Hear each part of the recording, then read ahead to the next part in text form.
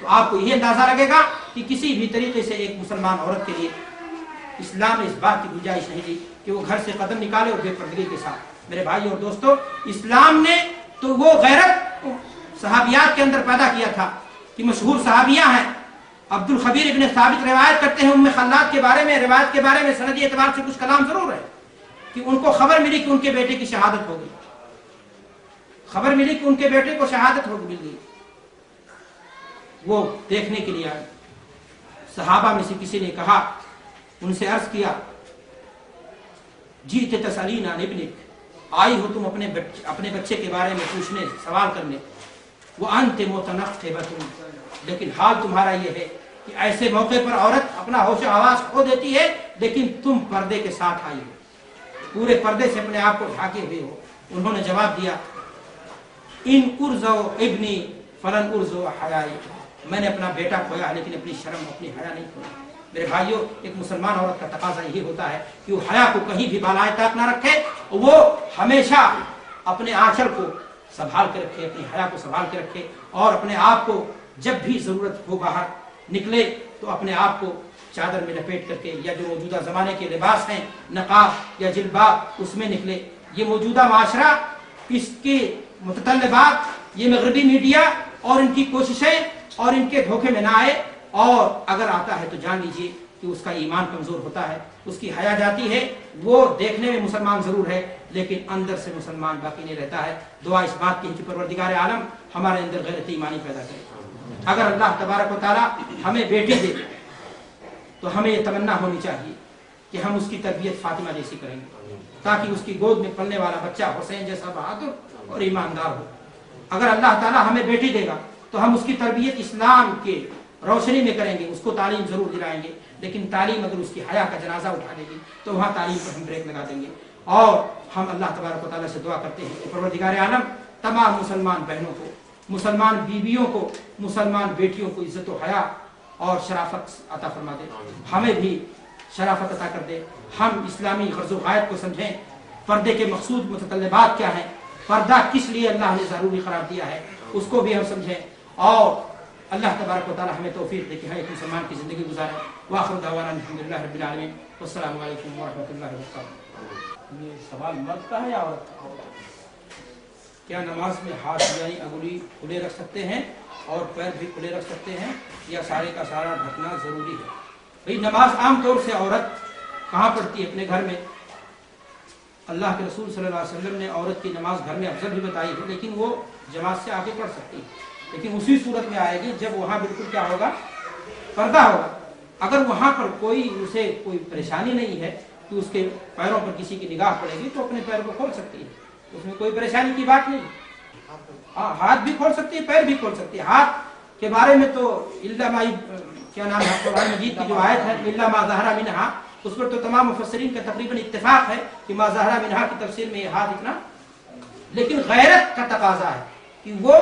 اجازت کے باوجود اپنے ہاتھ کو کالے دستانوں کے ساتھ کیا ہے پہن کر کے پھر نکلے۔ غیرت کا تقاضا ہے، پیر کھل جائے تو کوئی حرج نہیں چلتے ہوئے نیچے کا قدم، لیکن غیرت کا تقاضا یہ ہے کہ وہ اس کو بھی ڈھک کر کے چلے، اور یہ چیز دلیل ہے اس کی حیا پر اور اس کی شرافت پر۔ تو جب اجازت ہے تو حالت صلاۃ کھل جائے تو کوئی حرج کی بات نہیں۔ جی کوئی اور سوال ہے؟ سوال یہ ہے کہ صحیح ہے کہ اللہ کے علاوہ کسی کے آگے سجدہ نہیں کرنا چاہیے، لیکن کیا ہم شوہر ماں باپ کے آگے سجدہ کر سکتے ہیں؟ نص موجود ہے اس کے بارے میں، جو اللہ کے رسول صلی اللہ علیہ وسلم کی حدیث موجود ہے، لو كنت آمر لأحد ان تسجد لأحد لا امرت المرأة ان تسجد لزوجها، تقریباً اسی طرح کے الفاظ ہیں کہ اگر سجدہ کسی کے لیے جائز ہوتا اللہ کے علاوہ تو میں عورت کو حکم دیتا کہ وہ اپنے مرد کو کیا کرے، سجدہ۔ لیکن اللہ کے رسول نے یہ بات فرمائی کہ اگر جائز ہے ہی نہیں تو پھر عورت اپنے شوہر کا احترام کرے، عزت کرے، اور شوہر پر بھی واجب ہے کہ اپنے بیوی کا حق ادا کرے۔ آپ حق پانے کے لیے حق پہلے دے دیجئے، آپ بیوی کو اس کا حق دے دیجئے تو بیوی آپ کو اپنا پیار دے گی۔ اب رہا مسئلہ پیار میں، یہ چیز داخل نہیں کہ آپ شوہر کو کیا کریں، سجدہ کریں، اس لیے کہ یہ چیز خلاف شرع ہے اور یہ چیز گناہ سے ہے۔ हम दिन भर ओढ़नी पहनते हैं और वही ओढ़नी हम्माम और दीगर जगहों से मुराद अगर घर से बाहर का मसला है तो मैं गुस्ताखी की माफी चाहूंगा। बाज लोगों ने पर्दे पर कलाम किया कि पर्दा नकाब की शक्ल में जरूरी नहीं बल्कि चादर चाहिए। मसला रुखसत का आया, चादर की जगह पर हल्का दुपट्टा इस्तेमाल होने लगा। मसला रुखसत का आया, दुपट्टा सर से खींच गया, गले में आ गया और अब गले में आप देख लीजिए एक फंदा या एक रस्सी के अलावा उसकी हैसियत कोई और नजर नहीं आती है। तो अपने घर में और है ऐसी जगह में जहां उसके देवर या ऐसे लोग नहीं हैं जिनका देखना शराम जायज ना हो, फिर तो पर्दा करेगी। अगर ऐसी जगह में खलवत में अपने घर में जहां उसके अपने बेटे हैं, उसका शौहर है, तो वहां जैसा भी लिबास जेबतन करे, दुपट्टा पहने ना पहने, ओढ़े ना ओढ़े, बिना दुपट्टा के रहे या कोई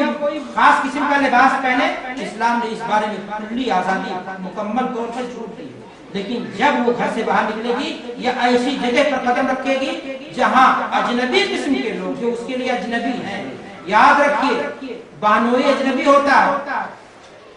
देवर अजनबी होता है। हमारे समाज ने, मुआशरे ने बहुत सारी चीजों को एडजस्ट करके हलाल कर रखा है।